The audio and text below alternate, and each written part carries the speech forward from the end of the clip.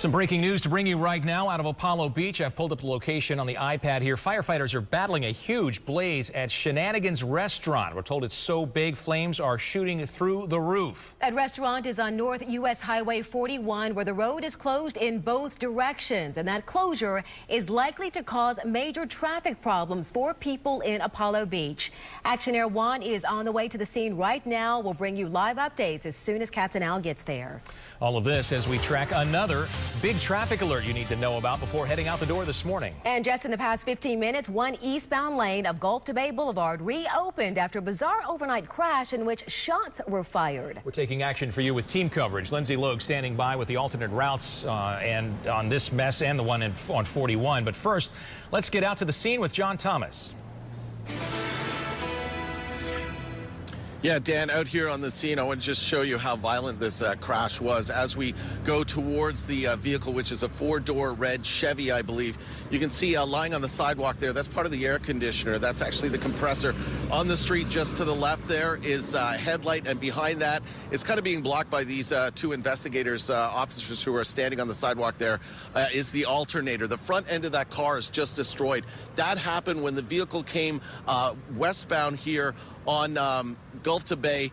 The driver lost control, hit the curb, and then he took out a street sign, cutting it off at the base, as well as a fire hydrant. If we take a look at some video from earlier now, I can tell you what happened.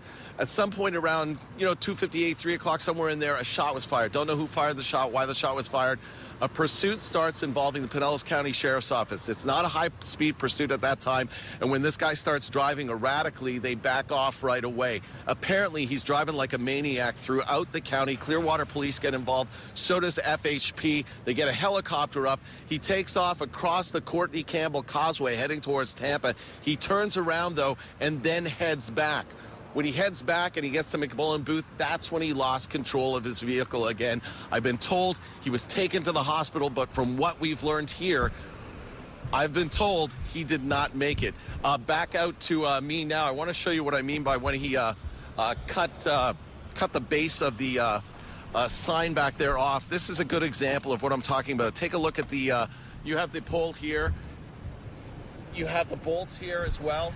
What happens is it's designed to break away at those bolts. I'm getting a terrible echo in my ear.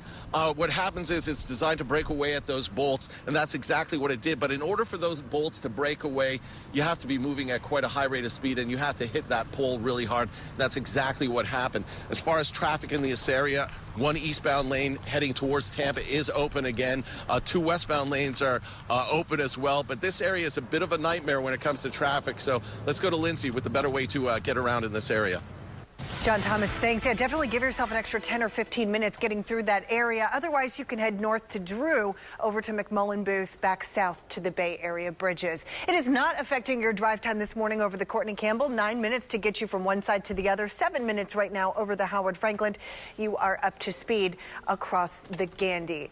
Do want to let drivers know in the Apollo Beach area, we're just getting new information on this restaurant fire at Shenanigans Chill and Grill. US 41, it's right near Falls Boulevard, and traffic northbound, southbound on US 41 is shut down right now in both directions. This is going to be, if this continues throughout the morning, a nightmare for drivers, as there's really nowhere else to go unless you head east to 75 or even further over to 301. There's a neighborhood in here in a country club, and you may be able to navigate through the area. That's depending on what the crews on the scene there are allowing you to do. So we're going to take a better look at the maps, make a couple phone calls. We will keep you updated on this situation. Now for a check at the forecast, let's head over to Bill Logan. Good morning. And good morning to you. 6:33 right now, and we are looking good on our Titan Doppler radar scan through Pinellas and over into Hillsborough County. We do see some showers further into the Gulf, but that's where they're going to stay, at least through the beginning part of the day. We will see some showers approaching from inland areas and then working back toward the coast later this afternoon. 72 in Tampa, Clearwater with 74, St. Petersburg 75 degrees. And we're going to take those temperatures from the middle 70s right on up to about 82 by lunchtime. Expecting a high today of 86 degrees with widely scattered showers. About 50% coverage, but again, they're going to come later on into the afternoon. More details on that coming up in just a little bit, including a look into the tropics, which is really quiet right now, Dia.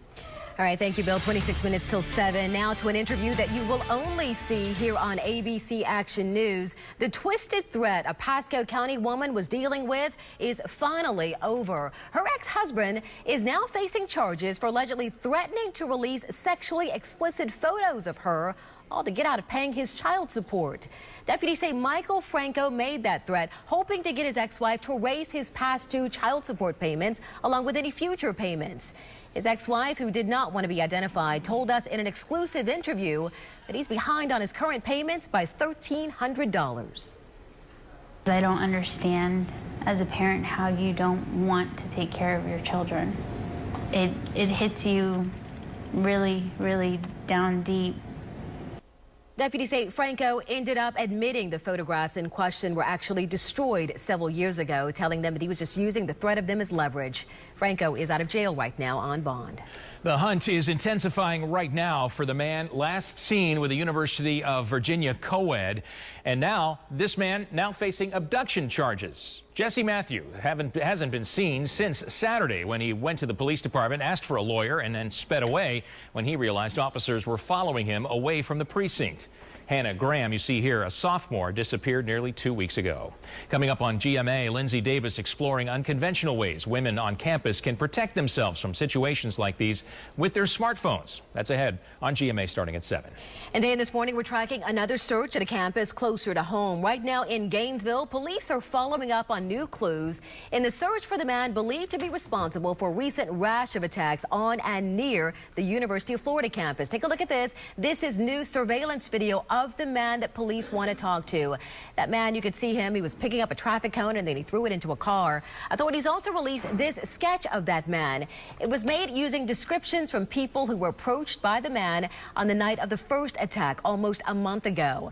Now, if you have children at U of F or you know someone who goes to the University of Florida, you'll want to share this photo with them. I've tweeted that photo out. You can follow me at D. O'Reilly WFTS. All right, back to our breaking news we brought you just a few minutes ago. We now have Captain Al and Action Air 1 over the scene of this huge fire that firefighters are battling at Shenanigans restaurant. It's obviously completely engulfed this restaurant. That restaurant located now on North U.S. Highway 41. Obviously, a huge contingent of firefighters on the scene, and 41 is closed in both directions. That closure obviously likely to bring major problems to folks traveling through the Apollo Beach area. Again, this is on 41 and Apollo Beach. It is just a little bit to the south of Miller Mack Road and about a mile to the west of Interstate 75. We will stay over the scene of this, keep you updated on this all morning long. Tia? Yes, absolutely amazing video there, Zanta. We'll go back to Captain Al as soon as we can get another update from him. But this morning, we want to take action for job hunters. We're still 3 months out from the holidays, but you can start applying right now for thousands of seasonal jobs that are up for grabs here in the Bay Area. Our Ashley Yore is live right now. She's at the .com wall with everything you need to apply, everything you need to know to apply for one of those jobs. Good morning, Ashley. Hey, good morning, Dia. Yeah, that bump in hiring starts now, and I want to show you the .com wall. Just out this morning, Toys R Us has announced they're going to be hiring 45,000 seasonal employees. Bethany, was that for me? That's doubling their entire staff. Now, they're looking for sales associates, managers, stock crew, and people to work in distribution centers.